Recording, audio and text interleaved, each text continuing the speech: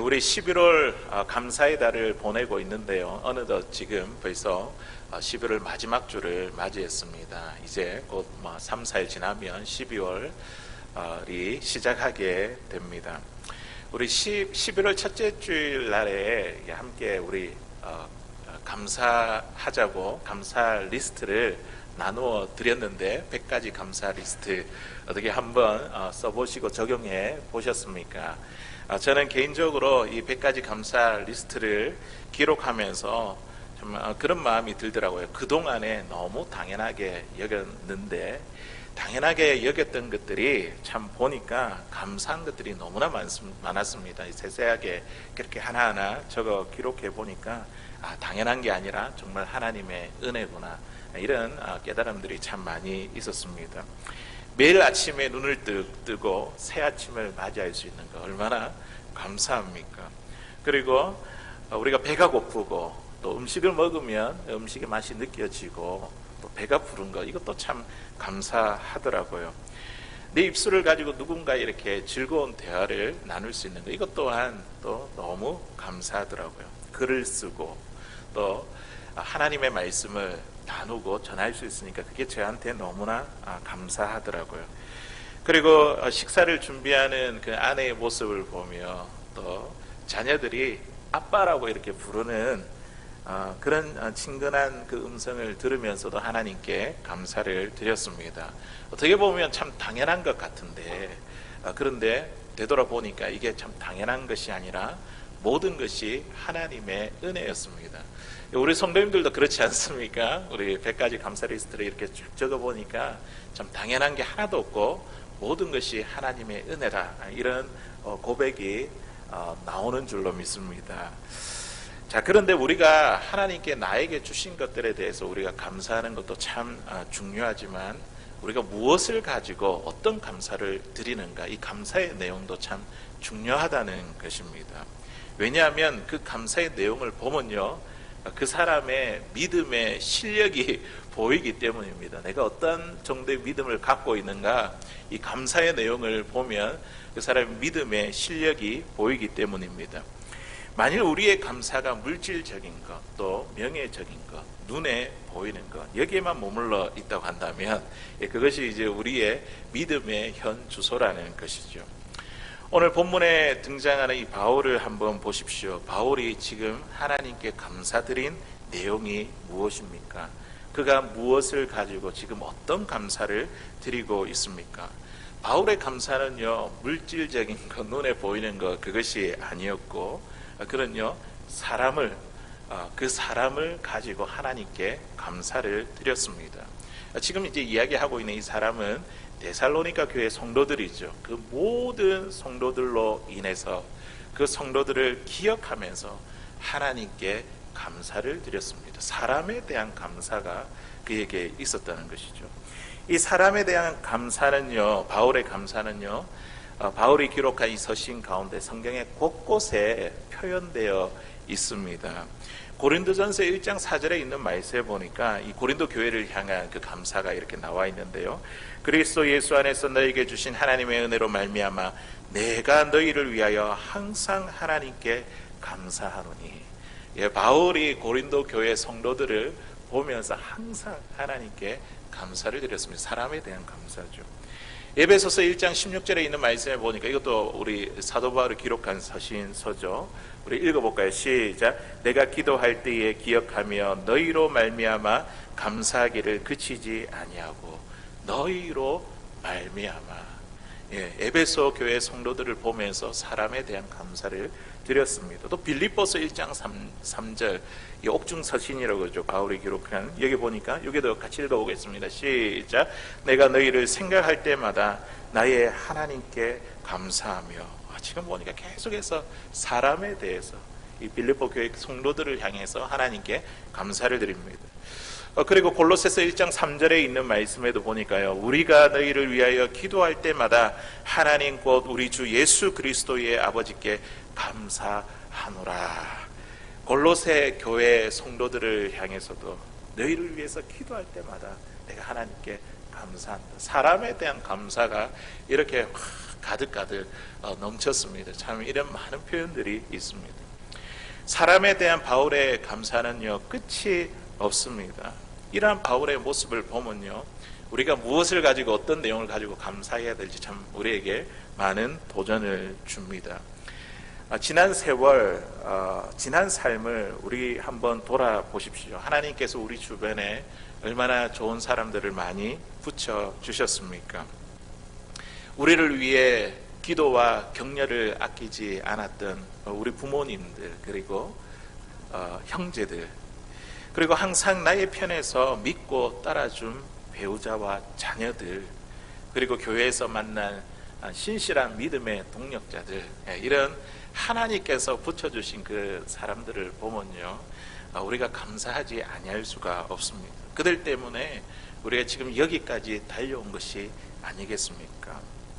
사업이 잘 되고 건강이 회복된 것도 참 감사하지만 우리 감사의 제목의 제일 위에 우리 주변에 좋은 사람을 만나게 해주신 그 하나님, 그 하나님께, 사람에 대해서 우리가 하나님께 깊이 감사를 드릴 수 있는 사랑하는 저와 여러분들 다 될 수 있기를 주의 이름으로 간절히 소원합니다.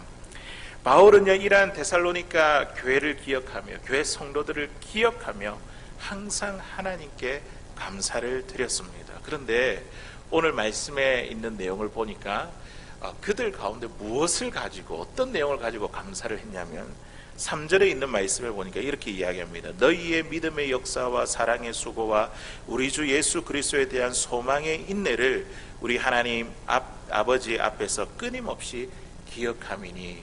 그들을 두고 감사했는데 특별히 그들의 무엇에 가지고 감사를 드렸습니까? 그들이 갖고 있는 믿음, 그들이 갖고 있는 사랑, 그들이 갖고 있는 그 소망, 그것으로 인하여 하나님께 감사를 드렸습니다. 믿음, 사랑, 이 소망은요, 이 세 가지는 기독교 신앙의 본질입니다. 누군가가 우리에게 물어보면 기독교를 한마디로 정해보라 이렇게 이야기하고 물어본다면 우리가 뭐라고 대답할 수 있습니까? 그것은 바로 믿음, 사랑, 소망입니다. 그렇게 우리가 대답할 수 있겠죠. 그리고 믿음과 사랑과 소망은요, 건강한 교회를 측정하는 기준이 됩니다. 교회의 교인들의 숫자가 얼마나 많은가, 재정적인 규모가 얼마나 큰가, 교회 건물의 크기가 어떠한가, 여기에 따라서 건강한 교회로 평가받는 것이 아니라 그 교회에 믿음의 역사가 있는가, 사랑의 수고가 있는가, 그리고 소망의 인내가 있는가, 이렇게 평가받는 교회야말로 건강한 교회라는 것이죠. 그래서 바울은요, 건강한 교회의 기준을 가진 이 데살로니가 교회 성도들을 보면서 하나님께 감사하지 아니할 수 없었습니다. 그들을 기억하면서 어떻게 해요? 항상 끊임없이 하나님께 감사를 드렸습니다. 사랑하는 성도 여러분, 우리 모두가 누군가의 감사 기도 제목이 되기를 소망합니다. 또한 우리 주변에 누군가를 보며 나의 감사 제목이다, 저분을 보니까 참 나의 감사 제목이다, 그렇게 감사 제목이 쓰여질 수 있기를 바랍니다. 그러기 위해서는 우리가 예수를 믿는 우리 안에 있는 믿음, 사랑, 소망, 이것을 어떻게 우리가 온전히 이룰 수 있을까요? 오늘 말씀에 그 대답이 다 나와 있죠. 어떻게 이룰 수 있을까요? 우리가 구체적으로 한번 살펴보도록 하겠습니다. 첫 번째, 온전한 믿음은요, 믿음을 이루기 위해서 오늘 말씀해 보니까 믿음의 역사로 이룰 수 있습니다. 믿음, 그냥 믿음이 아니라 믿음의 역사라 되어 있죠. 3절의 상반절에 있는 말씀에 보니까 너희 믿음의 역사와, 믿음의 역사라고 하는 것은 믿음에 따르는 행위를 말하고 있는 것이죠. 내가 믿음이 있다, 그냥 입술로 고백하는 것만 끝나는 것이 아니라 믿음에 따르는 행동이 있다는 거예요. 믿음에 따르는 삶이 있다는 것이죠. 믿음이 그대로 실행되는 그 일들을 이야기하고 있습니다. 믿음으로 그 행위가 우리의 삶 가운데 강력하게 드러나면 우리의 삶이 어떻게 되는지 아십니까? 우리의 삶이 변화됩니다. 바뀝니다. 원래 저 사람이 안 저랬는데, 사랑이 없었던 사람인데 갑자기 사랑하는 사람으로 바뀌게 되고, 온유하지 못했던 사람 온유하게 되고, 인내하지 못했던 사람 인내하게 되고, 이런 모습들이 막 바뀐다는 거죠. 우리의 삶이 변화되고 우리의 삶 가운데 수많은 종류의 선한 열매를 맺게 합니다. 이게 바로 믿음의 역사라는 것이죠. 데살로니가 교회의 이 성도들의 대부분이 이방인들로 구성되어 있습니다. 그 안에 이제 유대인들이 없었습니다. 그러니까 잘 모르죠. 하나님, 예수님에 대해서, 이 성경에 대해서 잘 모르는 사람들입니다. 그런데 그들이 사도 바울이 전하는 복음을 듣고 예수님을 믿게 되었습니다. 복음을 받아들이게 되었고 이방 종교에서 개종하여 신앙생활을 막 시작한 사람들로 구성되었습니다. 그런데 예수님을 믿고 나니까 어떤 어려움이 생겼습니까?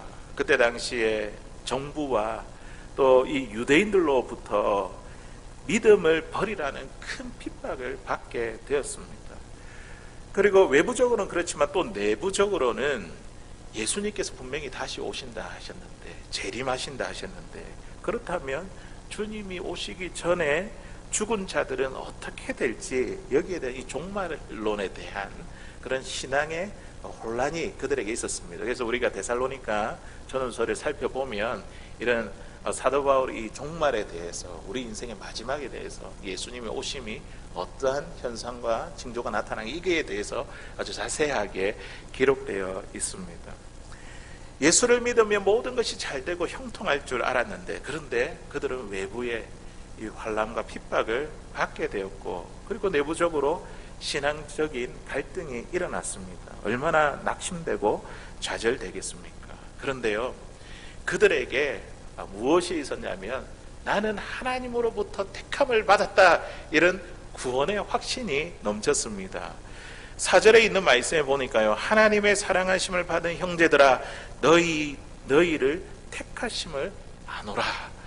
바울이 그들의 교회를 볼 때에 하나님께서 너희를 사랑하시는 게 증거로 나타나고, 그 하나님께 너희를 택했다는 것을 내가 안다라고 그렇게 이야기하고 있죠.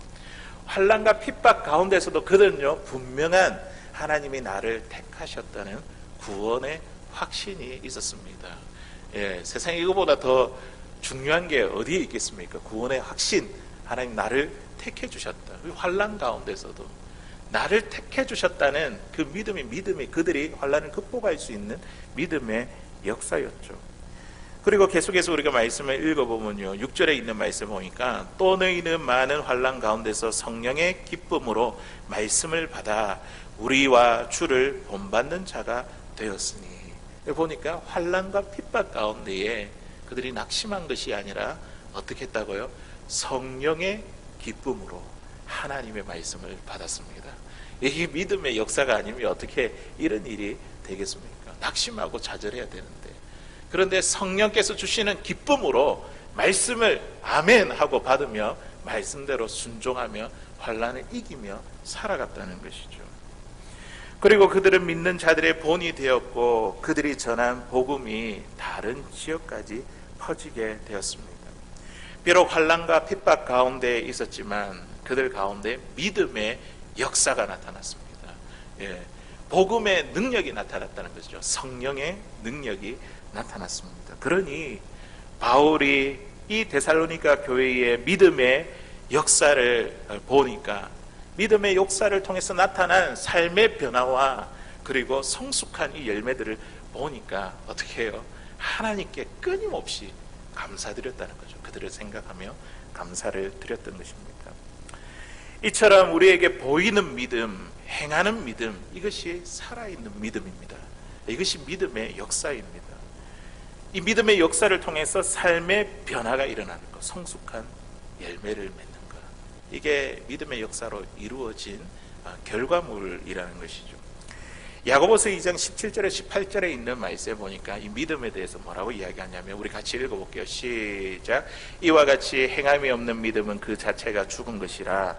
어떤 사람은 말하기를 너는 믿음이 있고 나는 행함이 있으니 행함이 없는 내 믿음을 내게 보이라. 나는 행함으로 내 믿음을 내게 보이라 하리라. 아멘. 우리가 예수 그리스도를 믿음으로 구원을 받았습니다. 아멘이시죠? 예. 그런데 우리가 예수님을 믿는다고 한다면 우리의 삶 가운데 뭐가 나타나야 된다고요? 행함, 믿음의 역사, 믿음의 능력이 우리의 삶 가운데 나타나야 된다. 그 행위가 드러나게 될 때에 우리가 이 믿음이 죽은 믿음이 아니라 살아있는 믿음이라고 야고보 사도가 지금 전하고 있습니다. 지난 다니엘 기도회 때에 필그림 교회의 양춘길 목사님이 간증을 하셨습니다. 우리처럼 이제 미국에서 이민교회를 사역하시는 분이십니다. PCUSA라는 이제 미국 장로교회 교단이 있습니다. 이제 거기에 소속된 교회와 목사님이셨는데, 이 목사님과 교회가 PCUSA 그 동성애 문제, 이 동성애 문제로 이 PCUSA 소속되어 있는 이 한국 교회가 교단을 탈퇴하게 되었습니다. 그런데 문제는 뭐냐면 교회 건물과 모든 재산이 이 교단에 소속되어 있기 때문에 그분들이 나올 때 그냥 나올 수가 없고 이 건물과 재산을 다 포기하고 나와야 되는 그런 상황이 되었습니다. 하나님의 말씀에 따라 이 교단을 탈퇴하는 것은 교인 모두가 찬성했지만 교회 건물과 재산을 포기하고 나오겠다는 것은 이건 또 다른 문제이고 참 쉽지 않은 문제였습니다. 왜냐하면 그동안 온 교인들의 땀과 수고와 헌신으로 이 교회 건물을 구입했기 때문입니다. 사람들이 이렇게 이야기합니다. 세상 법정에 소송을 걸면 50%는 가지고 올 수 있다. 이렇게 이야기를 했습니다. 하지만 이 교회는요, 말씀대로 결정했기 때문에 말씀대로 형제들을 세상 법정에 송사하는 것은 세상 사람들에게 덕이 되지 않기 때문에 깨끗하게 포기하고 나오는 것으로 이 공동의회에 투표를 했습니다. 이 목사님께서 저는 이거 상관없이 우리 성도님들 결정하고 저는 그냥 나오겠습니다. 이렇게 했는데 그 결과가 어떻게 된지 아십니까? 놀랍게도 98%가 교회 건물과 재산을 포기하고 나오는 것으로 찬성을 했습니다. 사람들이 막 박수를 쳤다 하더라고요. 사실 이게 건물을 놔두고 이렇게 나온다는 거 기뻐하며 박수치며 나올 그런 우리가 볼 때는 그런 상황이 아니지 않습니까? 그런데 이 사건을 두고 온 성도들이 마음이 하나가 되었습니다. 그러면서 어떤 이제 국민일보 기자가 이 교회를 취재하면서 5학년짜리 이 아이에게 이제 이 건물을 두고 세방사를 나오게 되는데 참 거기에 대해서 어떻게 생각하느냐 이 아이한테 물어봤는데 이 아이가 하는 말이 참 너무 대단했습니다. 뭐라고 했냐면 교회는 건물이 아니라 사람이잖아요. 이렇게 대답을 하더라고요. 믿음의 역사, 복음의 능력이 아니면 어떻게 이런 일이 가능하겠습니까? 인간의 본성을 거스려서 세상 가치관에 정하는 것, 이게 참 얼마나 힘들겠습니까? 건물의 주인으로 살다가 색방살이를 하면서 사는 거, 좋아할 사람이 어느 누가 있겠습니까? 하지만 그들은요, 성령의 기쁨으로 하나님의 말씀에 순종했습니다. 이것이 바로 믿음의 역사라는 거죠. 인간으로 생각할 때는 불가능한 것인데 하나님께서, 성령께서 역사하시니까 그들의 믿음을 통해서 이 일을 행하게 하시는 거죠. 이게 믿음의 역사라는 거죠. 사랑하는 성도 여러분, 우리가 코로나 팬데믹 가운데서도 오늘 예배의 자리를 지키는 것, 또 우리가 기도의 자리를 지키는 것, 이것이 바로 믿음의 역사인 줄로 믿습니다. 질병으로 어려움을 당해도 죽음으로 사랑하는 사람을 먼저 떠나 보낸다 해도 사업이 잘 안 되고 경제가 침체되어 막막한 상황 가운데서도 우리가 기쁨으로 하나님의 말씀을 받고 순종함으로 살아가는 것, 이것이 믿음의 역사가 아니겠습니까? 우리 모두가 믿음의 역사로 온전한 믿음의 사람이 되어 누군가에게 감사 제목이 될 수 있기를 바랍니다. 또한 그러한 믿음의 역사를 이루는 사람들을 보면서 나의 감사 제목이 될 수 있기를 주의 이름으로 간절히 소원합니다. 두 번째로, 온전한 사랑은요, 첫 번째는 이제 우리가 온전한 믿음에 대해서, 온전한 믿음은 믿음의 역사가 있어야 된다 그랬는데, 두 번째로 이 사랑은요, 온전한 사랑은요, 수고로 이룰 수 있습니다. 오늘 3절 중반절에 있는 말씀에 보니까 사랑의 수고와, 그냥 사랑이 아니라 수고를 통한 사랑이라고, 이게 온전한 사랑이라고 지금 이야기를 하고 있죠. 데살로니가 교회에 그런 수고의 사랑이 있었던 겁니다. 수고라는 것은 어떤 일을 행할 때에 힘을 들이고 애를 쓰는 것, 이게 이제 수고이죠. 수고에는요, 많은 고생과 희생이 따릅니다. 내가 누군가를 위해 수고하고 희생하며 대가를 지불한다는 것은 그 사람에게 무엇을 표현하는 거죠? 사랑을 표현하는, 사랑한다. 내가 사랑한다 했을 때에 그 사람에 대한 수고와 희생과 헌신이 담겨져 있습니다. 이러한 측면에서 사랑은요, 명사가 아니라 동사입니다. 정지된 것이 아니라 움직이는 것이라는 것이죠. 자녀에 대한 어머니의 눈물과 수고와 헌신은요, 우리 모두가 잘 알고 있습니다. 어머니가 자식을 내 목숨처럼 사랑하니까 그 사랑에 따르는 수고를 기꺼이 감당하는 것이 아닙니까? 수고가 없는 사랑은 우리는요, 사랑이라 말할 수 없습니다. 데살로니가 교회 성도들 가운데 이러한 사랑의 수고가 있었습니다. 그들은요, 아무런 이유 없이 예수님을 믿는다는 그 이유 때문에 재산을 몰수당하기도 했고 죄인으로 취급받아 감옥에 갇히기도 했으며, 연약하고 무방비의 상황에서 외부의 압력에 대해서 무엇을 어떻게 해야 될지 모르는 그러한 상황 가운데 있었습니다. 이러한 숱한 핍박과 외부의 압력 때문에 괴로워하고 낙심하는 사람들이 얼마나 많겠습니까? 하지만 서로가 사랑의 책임을 지고 서로를 위해서 희생하고 수고하고 섬기는 그 일들, 대가를 치르는 일들이 그 교회 안에 있었다는 것이죠. 어려울수록 서로 꽁꽁 뭉쳤다는 것이죠. 사도 바울은 이러한 자발적인 사랑의 수고를 통해 이 교회가요, 데살로니가 교회가 하나님의 사랑인 아가페가 실행되는 것을 보았습니다. 이 아가페가 어떤 사랑입니까? 하나님 우리를 사랑한 사랑이잖아요. 조건 없는 사랑. 내가 뭔가를 했기 때문에 사랑하는 것이 아니라 그것과 상관없이 우리가 신실하게 변함의 사랑을 받고 있잖아요. 아가페 사랑. 그것이 교회 가운데 실행되는 것을 보았습니다. 그러니 이 바울은요, 데살로니가 교회 성도들의 이 사랑의 수고를 기억하면서 항상 하나님께 감사를 드렸습니다. 사랑은요, 먼저 하나님께서 우리에게 보여주셨습니다. 우리 보고 사랑의 수고를 해라 이렇게 강요하고 명령한 것이 아니라 하나님이 먼저 우리에게 이 사랑의 수고에 대한 본을 보여주셨습니다. 우리를 구원하기 위해 이 땅에 누구를 보내주셨습니까? 자신 사랑하는 독생자 아들 예수 그리스도를 이 땅에 보내주시고, 그리고 그 아들을 어떻게 해요? 십자가에 내어주셨습니다. 하나님께서 친히 우리들에게 사랑의 수고를 보여주셨습니다. 친히 본을 보여주셨습니다. 요한복음 3장 16절에 있는 말씀, 우리가 너무나 잘 알고 있는 말씀이지 않습니까? 여기에 하나님의 사랑의 수고가 담겨져 있습니다. 우리 같이 읽어보겠습니다. 시작. 하나님이 세상을 이처럼 사랑하사 독생자를 주셨으니 이는 그를 믿는 자마다 멸망하지 않고 영생을 얻게 하려 하심이라. 아멘. 사랑의 수고의 결정체가 뭔지 아십니까? 하나님이 세상을 이처럼, 이 이처럼이라는 이 단어 가운데 사랑의 수고의 결정체가 담겨져 있습니다. 이처럼이 어떻게 우리를 사랑하셨습니까? 예수님이 십자가에 달려 죽기까지 우리를 사랑하셨습니다. 그것을 통해서 우리의 죄를 용서하기까지 우리를 사랑하셨습니다. 이 십자가가 사랑의 수고의 결정체입니다.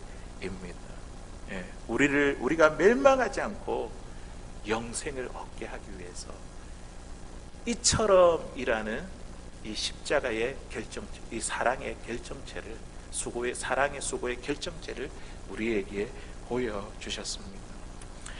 자녀를 뒷바라지 하느라 애쓰고 수고하는 부모님의 사랑이 참 놀랍고 감사하지만, 일평생 우리가 다른 사람을 위해서 사랑의 수고를 한 것이 자식밖에 없다고 한다면 우리 인생이 너무 초라하지 않겠습니까?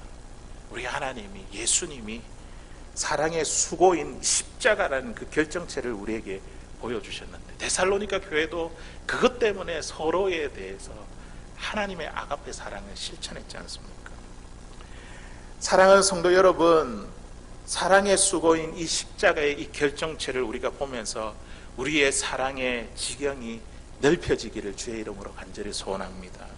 그래서 우리의 삶의 곳곳마다 사랑의 흔적이 묻어나기를 주님의 이름으로 간절히 소원합니다. 연변과학기술대학교에 계시는 어느 교수님이 이런 간증을 하셨습니다. 이분이 원래 이제 예수님을 믿지 않았을 때 청년 시절 때의 삶의 회의를 느끼고 술과 문학에 빠져 방황하며 살았습니다. 그때 예수 믿는 아내를 만났지만 교회는 다니지 않았습니다. 그러다가 이제 미국으로 유학을 떠났는데 짐을 싸면서 아내가 가방에 자꾸 이제 성경책을 집어넣었습니다. 남편이 짐이 무거우니까 빼라고 했어요. 넣었다가 뺐다가 남편이 뺀 줄 알고 이제 미국에 도착해서 가방을 열어보는데 그 안에 성경책이 있는 거예요. 성경책. 그리고 밥을 사준다는, 유학생을 할 때 밥을 사준다는 어느 후배의 소가 교회에 나갔다가 성경 공부를 시작하게 되었습니다. 이 창세기를 공부하면서 그 순간 내가 아내가 알고 있는 그 예수님, 또 이 성경, 이 기독교를 비판하려면 이 성경을 좀 알아야 되겠다, 이런 생각에 성경 공부를 시작했고, 그리고 이 성경의 모순을 계속해서 물고 늘어졌습니다. 그런데 참 놀라운 것은 무엇이냐면 이 1년 내내 이 성경 공부 모임을 하고 하는데 이분을 데리고 갔던 유학생들이 있었거든요. 그 바쁜, 공부를 해야 되는 그 바쁜 유학생들이 늘 시간을 내서 이 교수님을 위해서 함께 성경 공부에 참여했다는 것이죠. 결국 기독교 안티에 가까웠던 이 교수님은요, 이런 주변에 있는 이 유학생들의 자기들의 바쁜 시간을 내며 희생하고 수고하고 대가를 치르는 이 동료 유학생들을 보면서 그들의 사랑의 수고에 굴복하여 예수님을 믿고 영접하게 되었습니다. 이것이 바로 사랑의 수고가 아니겠습니까? 1년 동안 참여 안 해도 되는데 이 영혼을 구원하고자 주변에 있는 유학생들에게 1년 동안 계속해서 참여하며 옆에서 함께 도왔다는 것이죠. 한 영혼이 예수 믿기 위해 행했던 그들의 희생과 수고와 이 대가를 치르는 것, 이것이 바로 사랑의 수고이고, 이 사랑의 수고는요, 온전한 사랑을 이루게 됩니다. 사랑하는 성도 여러분, 우리는요, 우리 주위에 있는 주변의 사람들을 위해 어떤 사랑의 수고를 해보셨습니까? 우리가 자식들을 위해서 사랑의 수고를 많이 하는데, 자식들이 아닌 다른 우리 주변에 있는 사람들을 위해서 어떤 사랑의 수고를 해보셨습니까? 그 사람을 사랑하기 때문에 희생과 수고로 또 대가를 표현하면서 그렇게 사랑을 표현한 우리의 모습들이 있습니까? 예배를 위해 우리가 몸으로 섬기는 이 봉사도요, 사랑의 수고이죠. 교회 안에서 우리가 지체로서 교회 공동체를 우리가 이루고 있는데요, 우리가 서로의 형편을 살피고 그들의 필요를 알고 그들의 필요를 채워주는 것, 이것도 우리에게 있는 사랑의 수고이죠. 그들의 기도 제목을 알고 그들을 위해서 함께 기도하는 것, 이것도 사랑의 수고이죠. 또 우리 교회 가운데 이제 환우나 몸이 불편한 분들이 계시는데 그분을 위해서 내가 그래 기도해야지 하고 기도하는 거, 표현하는 거잖아요. 그건 역시도 사랑의 수고입니다. 처음 온 사람들에게 따뜻하게 환대하는 것, 또 처음 온 사람들이 교회에 잘 정착할 수 있도록 돕는 것, 관심을 가지는 것, 이 모든 것이 사랑의 수고이죠. 내가 가지고 있는 것으로 연약한 자들을 위해서 기꺼이 사용하는 것, 이것도 사랑의 수고입니다.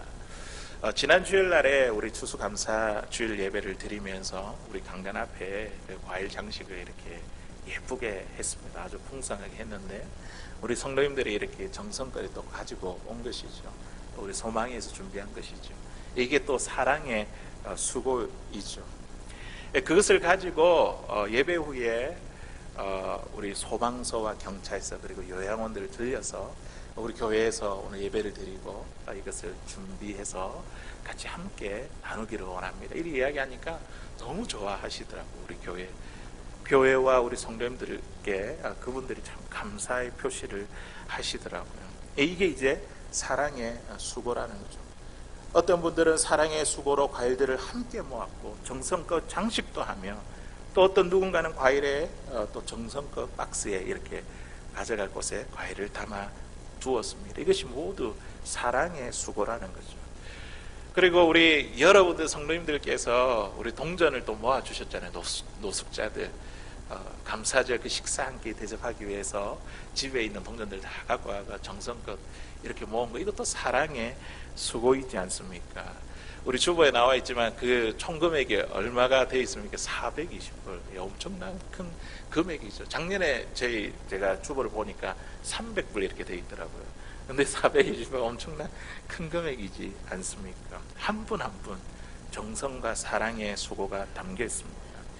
누군가는 그 동전 개수를 헤아렸고, 또 누군가는 그 금액을 레스큐 미션에 전달했으며, 또 누군가는 그 금액을 가지고 추수감사 음식을 정성껏 만들어 노숙자들을 대접했습니다.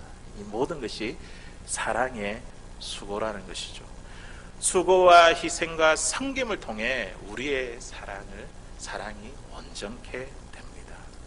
이러한 우리 성도님들을 생각할 때에 제가 하나님께 감사하지 아니할 수가 없습니다. 저도 우리 성도님들이 저의 감사의 제목입니다. 우리 모두가 사랑의 수고로 온전한 사랑을 이루어 누군가에게 감사의 제목이 될 수 있기를 바랍니다. 또한 우리 주변에 이런 사랑의 수고로 온전한 사랑을 나타내는 그분들을 보며 당신이 나의 감사 제목입니다. 그렇게 될 수 있기를 주의 이름으로 간절히 소원합니다. 이제 마지막 세 번째로 우리에게 이제 소망이 필요한데요. 이 소망, 온전한 소망을 이루기 위해서는 인내로 이룰 수 있습니다. 오늘 보니까 소망의 인내 이렇게 되어 있죠. 앞에 믿음은 어떻게 해요? 믿음이 온전하게 이루어지기 위해서는 믿음의 역사, 그리고 사랑의 수고, 그리고 소망의 인내. 인내함으로 우리의 소망이 온전하게 이루어집니다. 3절 하반절에 있는 말씀을 보십시오. 우리 같이 읽어보겠습니다. 시작. 우리 주 예수 그리스도에 대한 소망의 인내를 우리 하나님 아버지 앞에서 끊임없이 기억함이니. 아멘. 소망의 인내. 사도 바울이 데살로니가 그 성도들 가운데 그 소망, 온전히 이루는 그 소망의 인내를 보며 하나님께 항상 감사를 드렸습니다. 인내는요, 그냥 내가 의지적으로 입을 꽉 깨물며 참아야지 하는 게 그게 인내가 아니라, 오늘 말씀에 나오는 그 인내는 무엇이냐면 강렬한 소망을 가지고 참아낼 수 있는 정신을 이야기를 합니다. 소망 때문에 참는 것이죠. 인내가 어디서 나오냐면 소망 때문에 나오는 겁니다. 소망에서 나오는 것이며 소망에 의해서 지탱되는 것. 이게 오늘 성경에서 말하는 인내입니다. 이런 인내를 가능하게 하는 것, 이런 소망을 가능하게 하는 것, 이런 인내를 가능하게 하는 그 소망이 누구냐면 방금 읽은 말씀을 보니까 누구라고요? 예수 그리스도. 주님이 우리의 소망이 되시고 그들의 소망이 되기 때문에 그들이 인내할 수 있었습니다. 데살로니가 성도들이 비록 환난과 핍박 가운데 있었지만 그들은요, 예수님께 소망을 두었습니다. 주님이 오시면 악한 자들을 심판할 것이고 우리를 구원하실 거야. 이런 소망이 그들에게 있었습니다. 예수님에 대한 소망. 그래서 그들이 인내함으로 지금의 괴로움과 어려움을 이겨낼 수 있었던 것이죠. 로마서 5장 3절에 4절에 있는 말씀에 보니까 그 소망에 대한 인내를 이렇게 이야기를 합니다. 우리 같이 읽어보겠습니다. 시작. 다만 이뿐 아니라 우리가 환난 중에도 즐거워하나니 이는 환난은 인내를, 인내는 연단을, 연단은 소망을 이루는 줄 알미로다. 아멘. 환난 중에서도 즐거워할 수 있는 이유가 무엇입니까? 환난 중에서도 우리가 인내할 수 있는 이유가 무엇입니까? 결국에는 뭐가 있기 때문에요? 소망이 있기 때문에. 우리 그리스도인들에게 소망이 있습니다. 소망. 그 소망이 누구입니까? 예수 그리스도. 주님이 우리의 소망이 되십니다. 환난의 끝에 우리의 소망 되신 예수님이 되시고 그 예수님이 우리에게 영원한 생명을 주신다는 사실을 알기 때문에 우리는 오늘이라는 이 시간을 인내할 수 있습니다.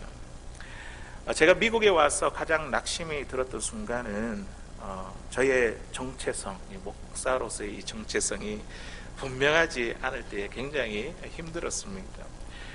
미국에서 이제 공부를 마치고 이민교회의 부목사로 사역하게 되었습니다. 목사로서 이제 목회를 잘 감당하기 위해 이렇게 공부도 했는데, 졸업도 했는데, 공부도 마쳤는데, 제가 하고 있는 이 일들을 보니까 목사가 아니어도 충분히 할 수 있는 그런 일들이었습니다. 제가 예전에 섬겼던 교회가 렌트한 교회이다 보니 주일이 되면 매주마다 제일 일찍 가서 해야 되는 게 뭐냐면 교회 현수막을 다는 거였습니다. 왜냐하면 이제 그 지역에 주인 교회도 이제 그렇고 외관상 이거를 허락하지 않았기 때문에 항상 이제 주일만 이렇게 붙였다가 또 뗐다가 이제 그렇게 했거든요. 그래서 현수막을 붙이고 달고, 그리고 예배당에 우리가 쓸 수 있는 이런 마이크와 또 방송 장비 이런 것들을 이제 설치하고, 또 예배 후에 우리 식사를 해야 되잖아요. 그러면 친교를 위해 식탁과 의자를 폈으며, 그리고 제일 먼저 이제 오시는 분들이 성가대를 연습하러, 성가대원들이 이제 오면 그분들과 함께 성가대를 연습하고 성가대를 지휘했습니다. 예배를 마치고 나면 제가 이제 역순으로 이렇게 정리를 하는 거죠. 처음과 같은 상태로 이렇게 만드는 것이죠. 그렇게 정리하는 일로 주일 사역을 마무리했습니다. 주중에는 아내가 레슨을 하고 일을 하고 제가 아이들을 돌보는 일을 오랫동안 반복하다 보니 정말 내가 여기 와서 이렇게 졸업하고 잘하고 있는 것이 맞는가, 목사로서 정체성의 혼란을 겪을 때, 이때가 저에게서 가장 큰 낙심이 되었습니다. 경제적인 문제도 신분 문제로 어려움을 당해도 참을 수 있는데 이 부분은 이 정체성이 분명하지 않으니 이게 참 정말 저를 힘들고 괴롭게 만들었습니다. 그때마다 주님은 저를 하나님의 말씀으로 이끌어 주셨습니다. 말씀으로 위로해 주셨고, 그때마다 그 말씀을 통해 선하신 주님을 바라보게 하셨습니다. 그러면서 지난 세월을 보게 하시는 거예요. 어떻게 너가 미국에 오게 되었고 유학하게 되었는지, 빚이 하나도 없이 학업을 마치게 하셨는지, 둘째 아들을 선물로 주시고 이곳에 머물 수 있도록 인도하셨는지, 낙심이 들 때마다 주님께서 주님의 인도하심을 보게 하시더라고요. 선하신 주님을 바라보게 하셨습니다. 그러면서 제가 갖고 있는 힘, 이런 의지, 이런 것들을 막 내려놓게 만드시더라고요. 내 힘과 의지가 아닌 주님께 소망을 두며 인내하게 하셨습니다.